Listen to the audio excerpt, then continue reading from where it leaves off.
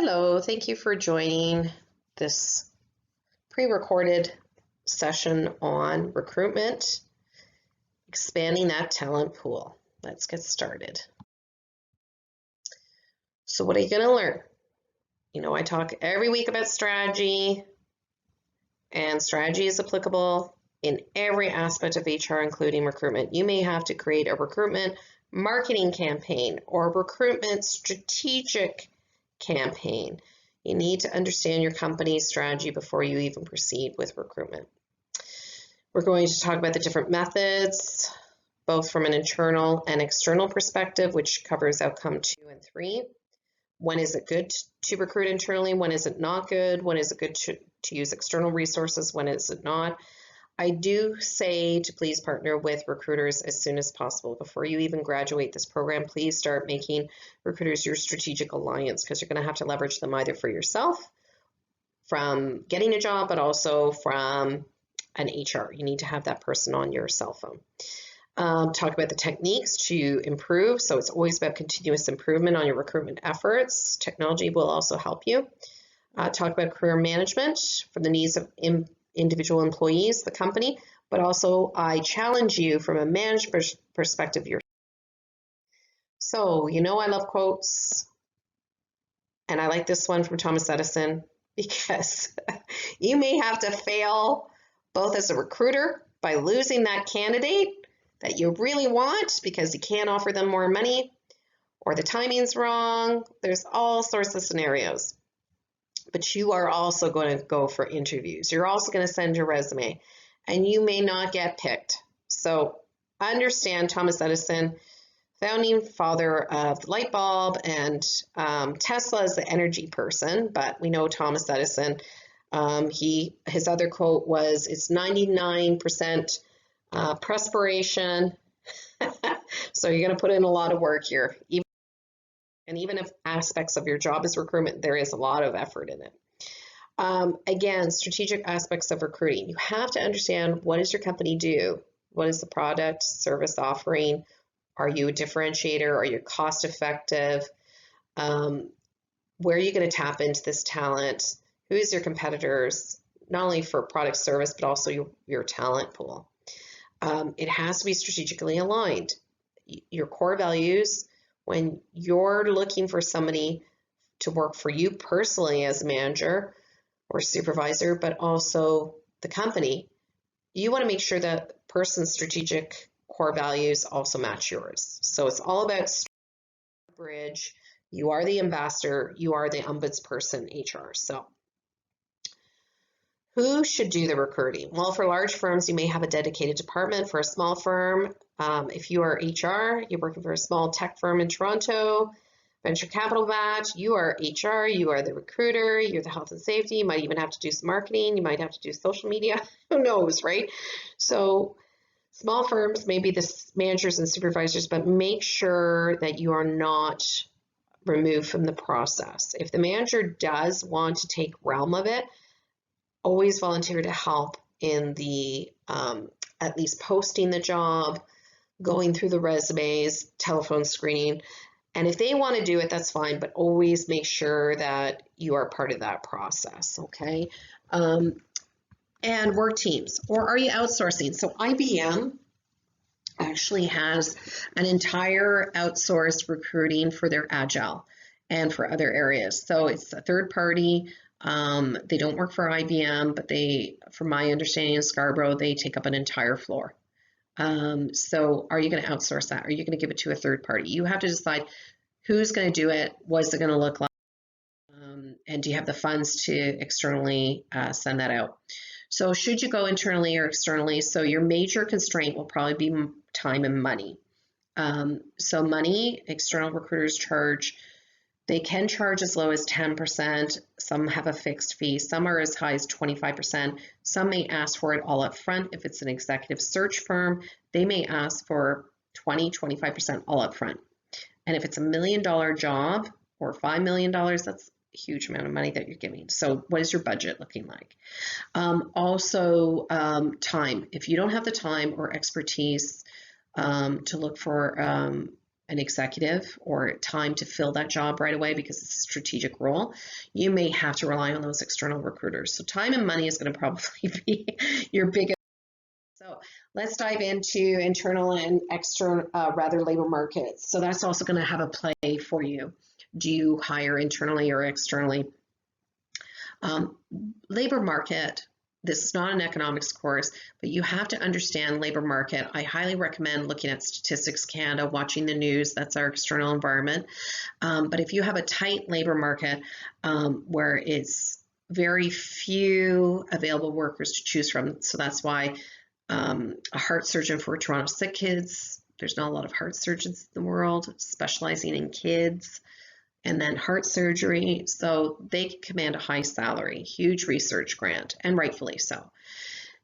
If you're looking at, let's say, an agile data scientist who specializes in autonomous cars, there's not a lot of people out there with that kind of, and let's say particular software you're looking for, they can command a high salary. It's going to be hard to source them, hard to find them. You're probably going to have to use a recruiter.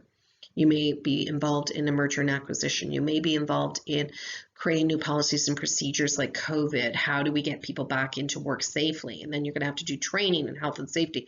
You don't have the time. You may know how to do it, but you don't have the time. So you're going to have to outsource it, let's say, to Robert Half or another recruiter. A loose market is where low employment, plenty full of workers. So you know it's an employer market, which means you have a lot of people to choose from. So you can get people pretty cheaply, pretty quickly. Instead of getting one resume or no resume, now you're flooded with 1 million resumes. So you have to understand your regional and global environment. I welcome you to look up Canada Stats Canada, because that's going to tell you also, is human resources a job and a career for the future. I can tell you from my research, using Deloitte reports, Gardner, and other ones, we will not be replaced by robots, but you know what? Do your own searching. Your internal labor market, do you have an HRIS, HRMS system that you can look at internally? Does your company, you want to look at, do you already have the knowledge, skills, and abilities from somebody?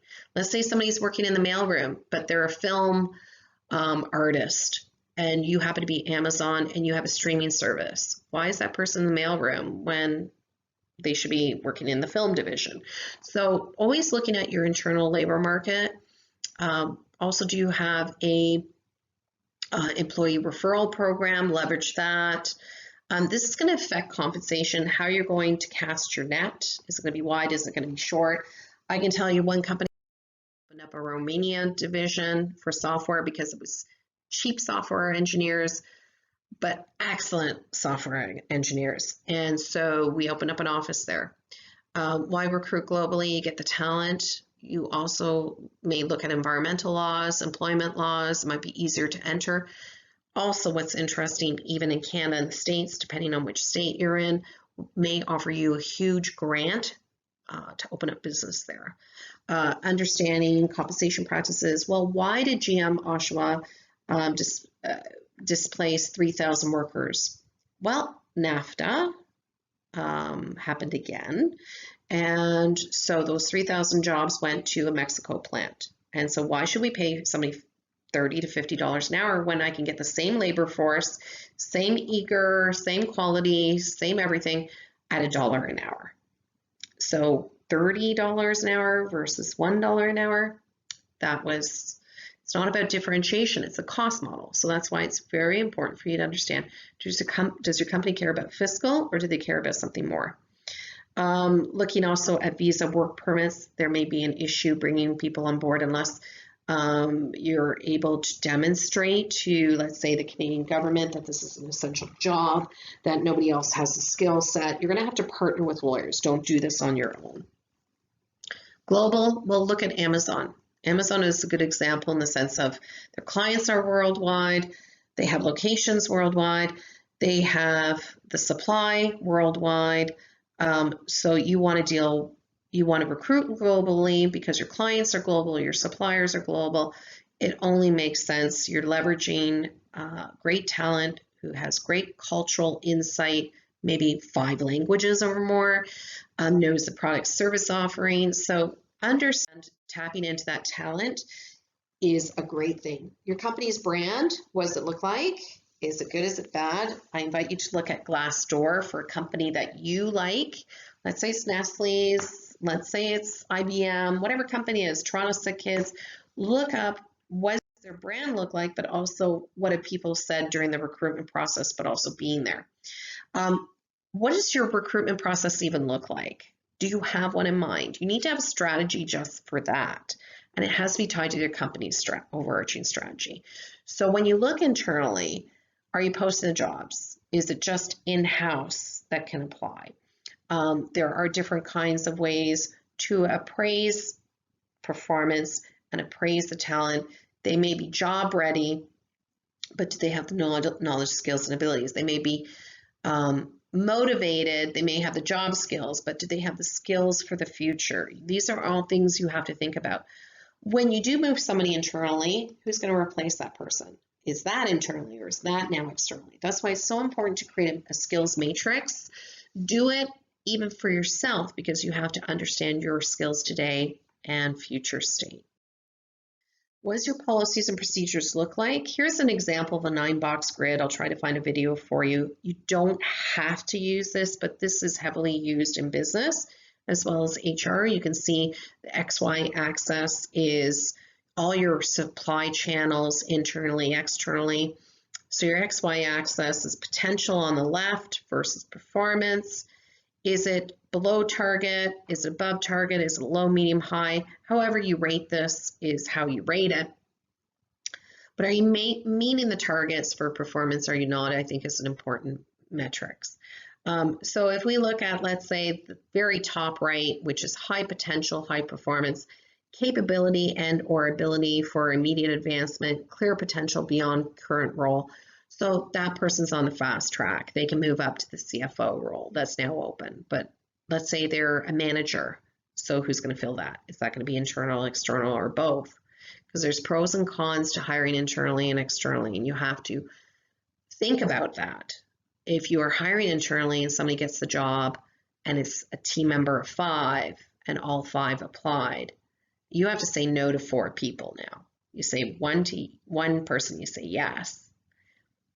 And 4 people now you have to say no politely. And how do those people stay with you? And how can you groom them and train them to move up the ladder next go around, or maybe in another department? Now let's look at a dichotomy of the bottom left where it's low potential and low performance, and you're obviously below target there. Well, there's a risk of performance issues. Not only can they not get the job, but what are we doing to support these people? Are we rehabilitating them? Are we training them? Or maybe it has to be so severe that we have to now have that conversation and document and maybe let them go. So keep that in mind. I'll give you some websites, links, at least a video or an article on that. Recruitment channels. So externally, how are we doing it externally? Are we using Indeed? Are we advertising? Do we have those job fairs? Employee referral, I consider it an internal and external tool because you're using your internal people, but yes, it is external. Do you have a nepotism policy where you prevent family members working in the same department? You have to be cognizant of that. Are you using social networks? And that's the question for the discussion. What are the pros and cons of using social media? We have those executive search firms. Typically it's for CFO, CTO, CIO, but it could be vice president of HR. They usually use a front end fee where they want to get paid something. Maybe it's half of their front end fee up front. Some may ask for all of it depending on the firm itself. Externally, looking at education, do you have a job career center? You know, is there an internship co-op program? Looking at HRPA, PMI, other association, training development associations, health and safety associations, labor unions, Unifor, looking at different kinds of public employment agencies, temporary agencies. I worked for Manpower. I created my own temporary agency, a tech talent agency. And using. There's different options available for you. You can always improve upon the recruitment process because it will improve, and sometimes you have to. It's forced upon you. So it could be government legislation forcing, it could be technology. When I used to do recruiting back in the days, it was paper-based. Now it's computer, now it's Indeed. Will you want to use networking, employee referral, recruitment agencies? How big is your campaign? Is it just internal? Is it a combination of external? You have to also measure your time. How effective is it? You can use various types of metrics that we're going to talk about. You don't need to do the math if you have a robust SAP, Oracle, or other system. It'll do the math for you. But if you're working for a small tech firm, you may have to create an Excel spreadsheet, creating a dashboard metrics that looks nice. Surveys, looking at employment engagement surveys, but also looking at how was our recruitment campaign? You know, asking people to fill out the survey. When you go to McDonald's or you go to, I invite you to look at McDonald's hiring campaign. How easy is it to get a job? What do they use? Do they use internal, external resources? What does it look like on their website? Ease of use. But when you go to McDonald's or Best Buy or any of those places, do they give you a survey? How did we do today? How is our customer service? How is our recruitment campaign? Also, are we giving a realistic job preview, or are we buttering people up just to join us and then they're going to leave us? So you have to have a little bit of a realistic job preview. You don't want to give everything away like trade secrets. And I know you wouldn't do that, but you have to understand, you have to give some earnestness, some fairness to the person who comes to you. Let them know what challenges they'll face, but also let them know some good stuff too. It's kind of like the feedback sandwich. Give a little bit of good stuff, maybe not so good stuff in the middle, and good stuff at the end. So try to do it that way. So don't be too much of a yay sayer or nay sayer. Don't sell it too much, but be fair and honest to the candidates because they'll leave you if they're not happy.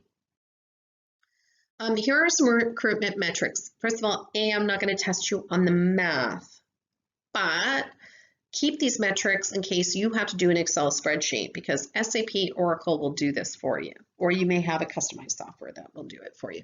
What's important to understand about this math here, where they talk about PR, HP, HR over N, what I want to tell you about here, what's going to be very hard for you to collect is the average job performance ratings. If you don't have a halogen system or some type of system that has the average job performance and what is considered acceptable or average job performance, you may have to go to the operations manager. That data may be a little bit hard for you to collect.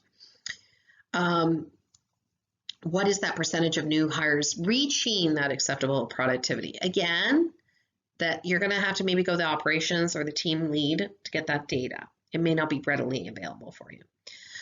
This one will be easy for you, the HR, because if you've measured to track how many people have left the company voluntarily or otherwise, if you have an HRIS or HRMS system, it should do that for you.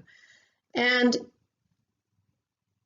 your N factor is your number of your indicators. So the last two are pretty easy. The first two matrix data inputs are going to be a little bit harder for you. The quality of hire of the fill is really your retention, but also are they producing or are they twiddling their thumbs watching Netflix and gossiping, right? So you're going to have to do a lot of touch points with the management team. Recruiting metrics, time to fill, how long did it take you, yield ratios. So did you get, first of all, 1 million resumes, no resumes? How long did it take from start to finish for the whole life cycle of the recruitment campaign? Did you get a blast of people your first week and then it just trickled down after that? Do it from the various sources. Again, don't be worried about this math business here because it's not a math course. Second of all, a computer is going to do it for you. And all you need to do is just enter this onto an Excel spreadsheet. Bill Gates will love you for that. So this is Bill Gates friendly. There's other key performance metrics out there. Find out what your company has used. Find out what the competition uses. Find out other areas that you think are important. Research HR data analytics. Look at key performance indicators that your company cares about.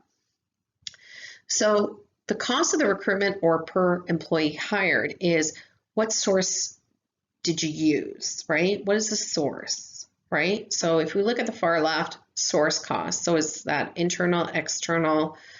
What are the number over the number of hires, right? There's math here. What advertising? Now, when I did Workopolis back in the days, it cost $1,500 to post for one job for 30 days. Now, Indeed, you could do it for free for 3 posts. I don't know how much LinkedIn is, but it seems to be pretty cost effective too. That's why Monster, Workopolises, they're all hurting badly. Is there an agency fee that you're using? You put that in. If you're doing it internally, you put a big 0 there. Is there referral bonus if you're using the employee referral? And I invite you to research employee referral programs. Just Google company employee referral programs. Does somebody pay $5,000, $500 for a lead? Does the person, if I invite my cousin to work for me, if the company allows a cousin, 5th removed, do I get $500? Does my cousin have to work there for a year before I get it? What does that look like? Then you have plus no cost, let's say, you know, not-for-profit agencies, which may cost something like $50, $500, or maybe you have to give them a donation, walk-ins, you know, any kind of, you know, no cost hires that are outside of all the other areas. Usually it's a 0, but leave that in as kind of like you're open. And then you put that over your total hires. So the magic number here came out to be $467.23. This does not include onboarding, does not include training. So now you got to add stuff to that. So costs of recruitment, again, you'll have probably a robust applicant tracking system, or the worst case scenario, you use Indeed, or you use LinkedIn, or an Excel spreadsheet that's Bill Gates friendly, right? You're going to have to track how many jobs you have open, how many people you phone screened, how many people you interviewed, how many people didn't even show up. It's called no-show. How many people you had to decline up until the point of hiring. So you're going to have to do this maybe on a weekly basis, monthly basis in terms of reporting, but you're going to have to do this daily. Acceptance rate is the percentage of applicants who accept the job once you give them that job offer, but expect people to negotiate. You will, as the employer, probably try to lowball and offer only $50,000, even though you know you have $70,000 in the budget. The person's going to ask for 80 or 100, even though they're going to settle for 60. So you need to do that negotiation. The book does a good job about talking about HR's role in the career management aspect. My recommendation to you, even if the manager is hands-on, micromanaging, they want to handle it, do not let the external recruiters circumvent you. Have a relationship with external recruiters all the time. And my recommendation is to not allow that recruiter to talk to the manager without speaking with you. You need to be involved in that process so that way there's no surprises. Always show your worth and how you can demonstrate cost saving, time saving by allowing you to do that. If the manager wants to take it on to do it all themselves, that's fine, but always be present. Explain that you have to have it on your metrics. Your role overarching theme is to make sure you have a person that fits, but also has the knowledge, skills, and abilities, and has the values that fit the company and fits the needs. So you have to know the company to begin with. Your goal is going to be part marketing, part a little bit of salesmanship and saleswomanship, but it has to be realistic in nature.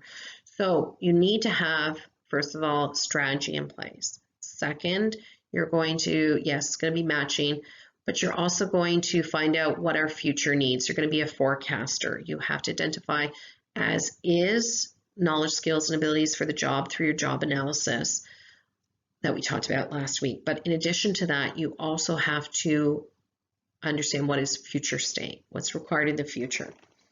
You're going to have to have a temperature gauge of the employee's potential. That's where performance management comes in place. That's where you need to have a skills matrix, an inventory. You need to have succession management plan. You need to have replacement charts. And then career development. Once they're on board, how are we going to get those people still to improve upon their knowledge, skills, and abilities, stay with you, providing that coaching, counseling opportunity, and feedback loop. So developing employees and your career management over time. First of all, people may have the knowledge, skills, and abilities to move up the corporate ladder, but are they ready? Have you even asked them, are they ready? Have you asked them what their goals are, what their aspirations, what do they want? What are their dreams, their hopes?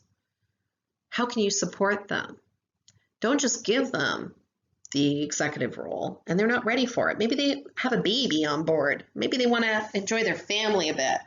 Maybe they have family concerns. Maybe their parent is sick and they didn't disclose it to you, right? And so they know they may have the knowledge, skills, and abilities, but maybe they are indisposed. They have to take care of their family members. So think about these things. So yes, you have to match the employee with the organizational needs, but have that conversation about what are their goals, what are their dreams, what are their hopes? Are they ready? So that career management aspect is really, yes, you're the bridge in identifying what are as is future state for the company, as is future state knowledge, skills, and abilities of the employee, but also making sure that people are motivated and that they do have the knowledge. If they don't, then maybe you have to send them for school, maybe you have a mentorship program. Have some sort of career path, speak with them. Please, please speak with your employees. Don't just throw it on them. We'd like you to be the executive, okay? Don't lead them to not success. Lead them to success. What are their outside interests? Do you know that they run? Do you know that they run a marathon? Do you know that they go sailing in, an event that could be, a couple weeks that might impede? Also, the company, what is the strategy today? What is the strategy moving forward? What are the plans? What are the pipelines? What is the as-is competencies that you need today, but also into the future? Does it require artificial intelligence? What does that look like? Does it require robots? What does that look like? Are you going to be in the growth mode? Are you planning to get acquired? Are you going to restructure? Are you going to partner with a supplier, new suppliers?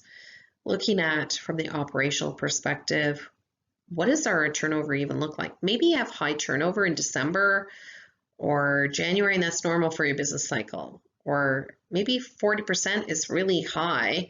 You should be 10%. Those are red flags for me. Is your recruitment and retention and selection criteria helpful? Is it useful?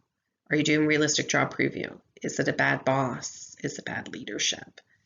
Is it a particular department? Is it a particular manager that people are leaving at? These are all red flags, so leverage your HRIS. Should you look at outsourcing? So this is a question I have for you. What's the pros and cons of outsourcing? As well as sick. Are a lot of people calling in sick? What's your productivity? Are you seeing a dip if you hire a new manager and it used to be really gung-ho productivity and now it's not?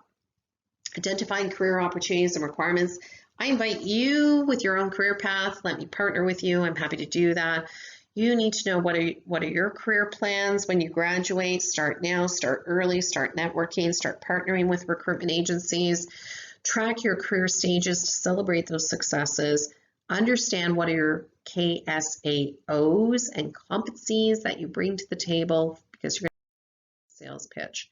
You're going to have to demonstrate how you add value to that company. Promotions, yes, moving people up that corporate ladder, making sure our companies are fair and equitable from an employment equity perspective, pay equity perspective. Are we transferring people? What does that look like? Is it an expat? Are we sending people to another country? Thinking about all these things. But again, ask the employee. It's one thing to have all the knowledge, skills, and abilities. Are they ready? Are they motivated? So recognizing different career paths. Well, they say that we're going to have 5 to 6 different careers in our lifetime, not just jobs. In my days, it was jobs. You'd work for 5 to 6 different companies in your lifetime. And prior to that was you're working for one company for 25 years. And you're moving up that ladder, right? Now it's 5 to 6 different careers. So today it's HR. I know that there's somebody who was a nurse in this program. Then, 5 years down the road, you're maybe going to work with horses. 5 to 6 years from now, you're going to be AI data scientist, right? So consider your career path. Please look up the future of, is there a job? Is there a career? If not in 20 years or 10 years, then look at jobs that are complementary or career plans that are complementary. So a lot of HR roles are now looking for project management. So if you have your CHRP, which you're going to get first after you finish this program, then you're going to email me and let me know you got it because I'm excited for you. And then the second, you're probably going to get your project management. So all of a sudden you're an HR person and now you're going to lead projects, right? So understand it's broader now, and you're casting your fishing net wide for yourself too in terms of your career plan, companies, logistics. Are you now in Toronto? Then you're going to be in Switzerland. Then you're going to be in Jamaica, right? Understanding that at some point, if you're not moving up that career ladder, you will look for more academia behind you, more knowledge on the job, and you will apply externally. And it's not just about pay, it's about progression, promotion, self-actualization. International, multinational type of organizations may allow you to do special assignments. Special assignments can be positive in nature, where they actually promote you, and others are, they want you to leave. But they won't tell you that they want you to leave. They'll just send you on a special assignment and they won't ask if you're ready. They'll just say, well, we have this opening, we need you. So keep that in mind. May even do be paid, some may be unpaid, some may be academic, some may be not academic. I know with one company that I worked for, one employee wanted to create a school in a country for kids that couldn't afford it. So we sent her on a paid sabbatical. She was going to do it unpaid, but we said, listen, we want you to do this. We want to also put money towards it. And we said, we don't need you to work. Well, she still showed up at 3 o'clock in the morning till 6 a.m. Toronto time to check in on emails and do some, various types of work for us. But we didn't expect that. So understand the company you're about to work for. Do they believe in that stuff? Look up the corporate social responsibility statement. Career development, what does it look like? Does your company even believe in it? Do they believe in their employees? Do they have the money? This ties into training and development. This helps with retention, particularly if you're in tech firms. They always want to self-actualize. They don't want to keep using COBOL or DOS. Not that there's anything wrong with that, but they want to learn new things, maybe new AI software. Networking opportunities, particularly sales. Are we sending people out for networking opportunities? I myself recruited people through various types of networking events. Again, tying into employment equity is so important that we have proper representation in the 4 designated groups and that we are fair and equitable. Some homework for you, employer branding. I invite you to do some investigative reporting. I want you and your teams to identify 3 companies that have strong employer brands. We're going to bring it up to the table next week. I want you, it could be any of the companies, it could be, it mentions here Apple, RBC, Royal Bank, Four Seasons, it could be Ford Canada, it doesn't matter.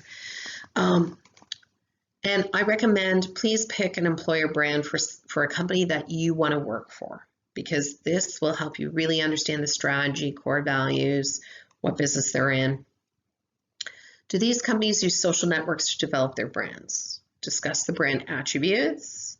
What are the pros? Why people want to work for them?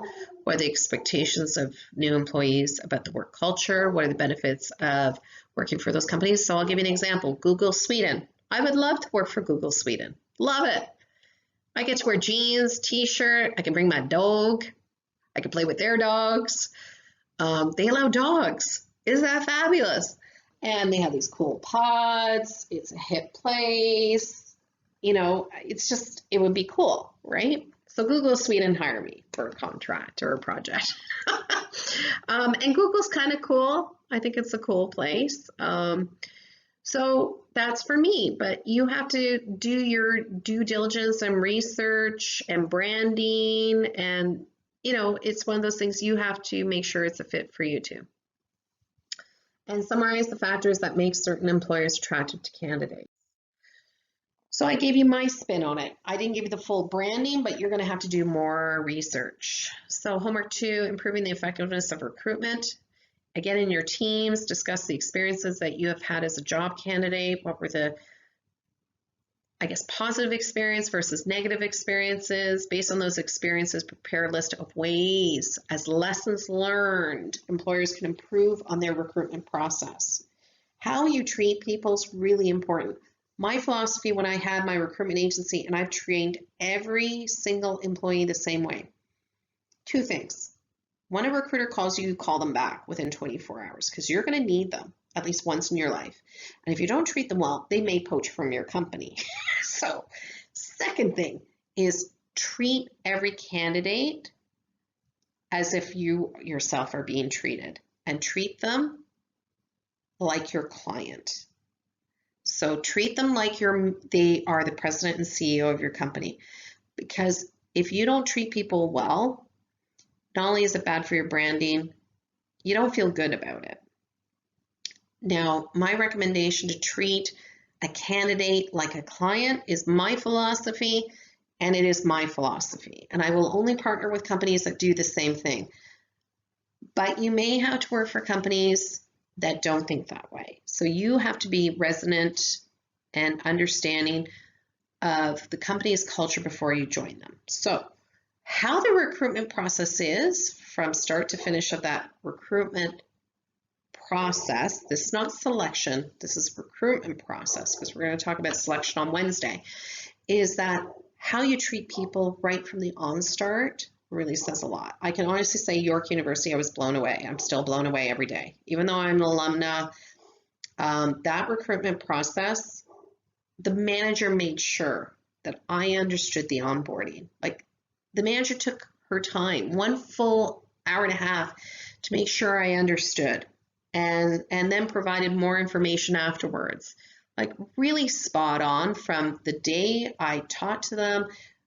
Realistic job preview. They said I was going to be tested with other people. I would have to go through, you know, do a dry run with them of how I present, give them a slide deck, to making sure I'm always supported.